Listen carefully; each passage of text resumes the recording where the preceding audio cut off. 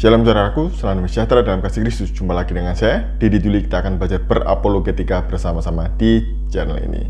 Ustadz Kainama ini, kalau saya perhatikan, dia ini buta sejarah ya. Ya maklum, karena tidak pernah baca buku. Yang dibaca cuma Google, sumbernya dari Wikipedia. Ya, informasi yang didapat ya seperti itulah kira-kira. Nah, kali ini dia mengatakan bahwa jarak Nabi Yesaya dengan Nabi Muhammad, nabinya Ustadz Kainama ini adalah 600 tahun, kata dia. Dan Yesaya itu menubuatkan nabinya, dan ada korbannya sampai nangis-nangis. Sebelumnya mari kita bersama-sama melihat video berikut ini. Yesaya spasi 29 tanda bagi 12. Berarti itu nubuatan untuk Nabi Muhammad? Ya, mari kita baca. Oke. Itu 600 tahun sebelum Rasulullah lahir.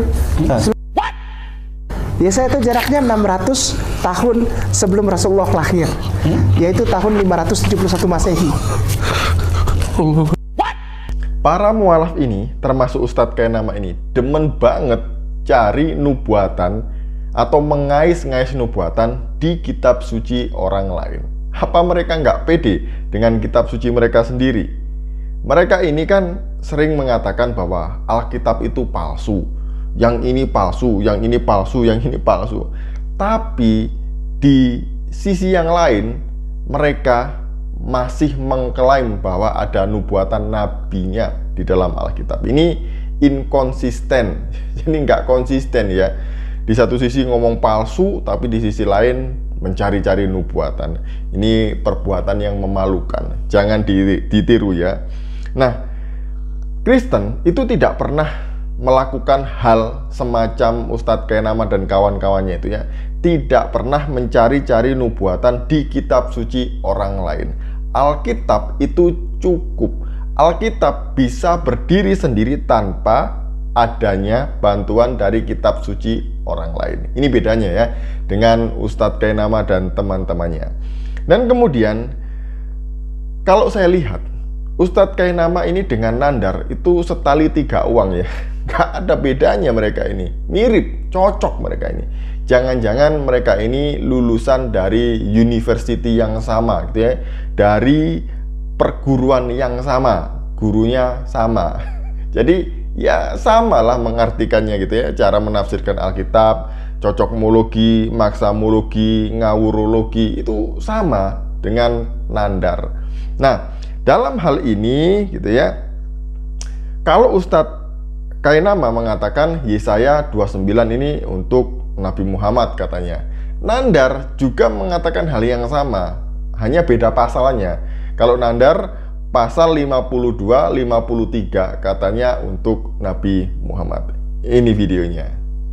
Boleh Pak. Kemarin kan rame tuh debat Pak Donditan sama Pak Budi Asali sama Pak Estra, Yesaya 53. Iya.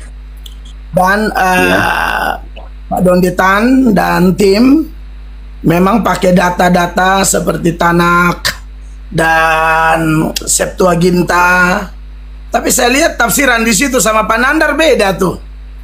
Kalau Pak Donditan dan tim kan, Pak Donditan dan tim kan pokoknya bilang hamba Tuhan di situ. Kalau Kristen kan itu Yesus Kristus.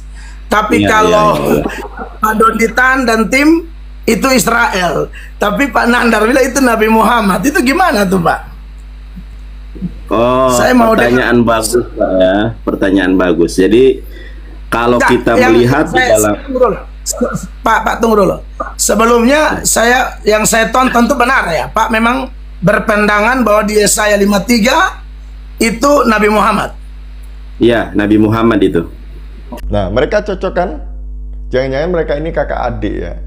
Tapi masalahnya, Kodonditan ini nggak setuju kalau Yesaya 52 dan 53 ini dikatakan untuk Muhammad. Katanya tidak ada maksud untuk itu. Tapi jelas-jelas ya, baik Kainama maupun Nandar itu ngeyel bahwa kitab Yesaya ini menubuatkan nabinya. Nah, ini adalah di mana Kodonditan mengatakan bahwa Yesaya 53 bukan untuk Nabi Muhammad. Kemudian pernyataan dari Pak Esra Souro bahwa dia bingung apakah dari Islam ini ada apa ya, kayak semacam hasrat atau apa tafsir bahwa Yesaya 53 ini untuk Nabi Muhammad SAW gitu. Saya jawab di sini tidak. Namanya juga usaha ya, siapa tahu ada yang percaya. Mungkin mereka ini beda pendapat karena beda aliran, beda perguruan. Jadi ya wajarlah mereka ini memiliki pandangan yang berbeda. Mungkin juga mereka ini lupa untuk berdiskusi dulu, janjian dulu, jawabannya yang benar yang mana. Jadi akhirnya beda-beda. Rata-rata para mualaf ini, kalau saya perhatikan, mereka ini buta sejarah. Kemarin waktu debat dengan Pak Esra, Kodonditan mengatakan bahwa kitab Mika itu menubuatkan Rut. Ini lucu ya. Kitab Mika menubuatkan Rut. Dikira dia itu menghitung tahun sebelum Masehi itu maju, padahal mundur ya. Jadi lucu kalau kitab Mika ini dikatakan menubuatkan Rut karena mundur 500 tahun gitu ya. Mika hidup tahun 700-an, kemudian Rut hidup sekitar tahun 1200-an sebelum Masehi. Jadi mundur 500 tahun. Ini lucu. Nah sekarang Kainama juga mengatakan hal yang sama, bahwa jarak Yesaya dengan Muhammad itu 600 tahun. Ini matematikanya pasti remedi nih. 0 gitu ya. Nah kok bisa Nabi Yesaya dengan Muhammad jaraknya hanya 600 tahun? Ini kan aneh gitu ya. Karena Nabi Yesaya ini hidup tahun 800 sebelum Masehi, sedangkan Muhammad itu hidupnya tahun 600 Masehi. Jadi kalau dihitung itu jarak mereka 1400 tahun. Apa buktinya? Ada buktinya di dalam buku ini ya. Di dalam buku Survei Perjanjian Lama ini dituliskan bahwa Yesaya itu hidup pada abad ke-8 sebelum Masehi. Jadi itu ya, 800 ditambah 600 jadinya 1400 tahun. Yang jaraknya hanya 600 tahun dengan Muhammad itu Tuhan Yesus, bukan Nabi Yesaya. Lucunya lagi, ada yang percaya sampai nangis-nangis ya. Kasihan saya tengok bapak ini berhasil diprank oleh Kainama dan teman-temannya ini ya. Dan lucunya lagi, orang-orang macam gini ini dipercaya oleh banyak orang loh.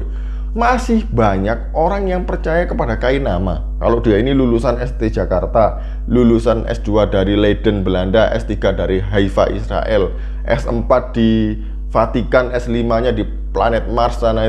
Orang percaya loh. Percaya juga kalau Kainama ini katanya pendeta, padahal hanya pemain organ di gereja. Nggak pernah kuliah sebenarnya ini, karena nggak ada buktinya, nggak ada ijazahnya. Jangan ijazah, foto dia kuliah aja loh, itu nggak ada. Gitu kok ya, pede sekali. Ngaku-ngaku lulusan sini, lulusan sana, padahal nggak pernah kuliah. Ya, bagaimanapun dapur harus ngebul saudara-saudara. Jadi ini ya, bahwa ternyata Kainama dan teman-temannya ini buta sejarah. Sekian dari saya. Shalom, salam waras. Tuhan Yesus memberkati kita semuanya.